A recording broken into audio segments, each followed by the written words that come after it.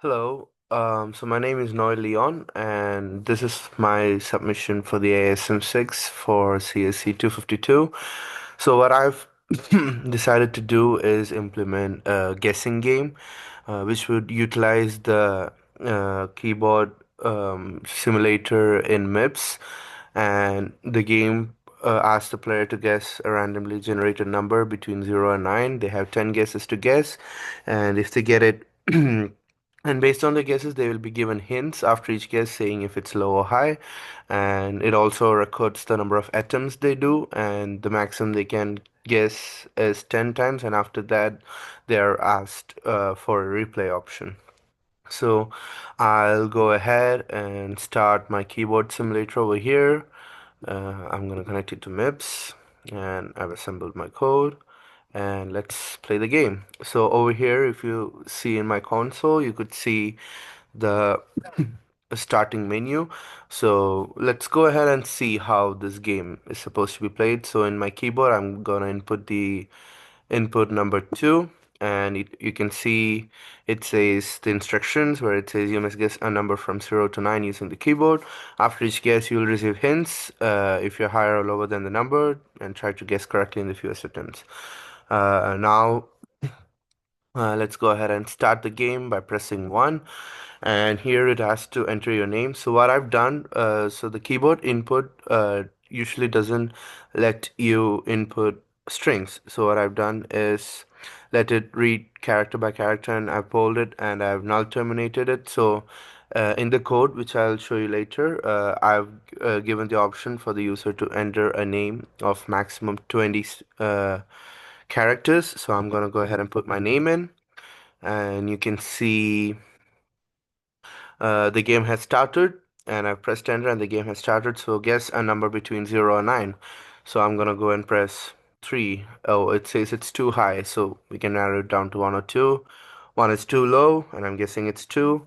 There you go. It says correct, you win, Noel. The name which I entered is stored in a variable, and it uses that to give this more personalized. It's stored in the $S register, and it uses that to give this more of a personalized message. So let's try playing that again just so that I can show you that the numbers are more randomized. So I press Y and the game starts again. Let's try 4, which is, oh, too low now, so we have to go more up. 8 is too high and 6 is too low, so I'm guessing it's 7.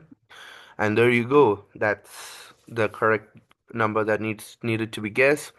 And so I'm gonna press N and not do the replay, and let's do for our last option, which is quitting the game, and it shows program is finished running. So that's basically what my program does. It's a guessing game, basic.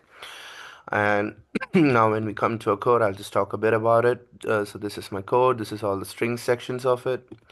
I'll remove this out of the screen so you could see better. And over here, as you can see in the name buff, I've given 20 space for 20 characters. I've also kept a game counter. This is so because that the MIPS, this is called 30 is static, and when I used it, it always gave me number 6 as the randomly quote unquote generated number. So what I found a solution is that I would change the seed using a loop so that it would generate different numbers, but in the range 0 to 9. Uh, this is basically, so if you go to the C code or an actual Python or Java code of it, it's basically really simple. You generate the number if the atoms are less than 10, so because that's the maximum number of atoms they could get. We'll get the guess from the user, and if it's less than the generated number, we print too low. If it's more, we print too high. Otherwise, if it's the same, we print the win message. And I use normal syscall for to print the string messages, and there you go, that's it. I've utilized the keyboard simulator, and I've implemented syscall 42, by the way, to generate random numbers, which I do right here. Wait, let me find it for you. Yeah, I use syscall 42 to find the random number, and 10 so that it's generated between 0 to 9. And that's it. That's the random guessing game from my side.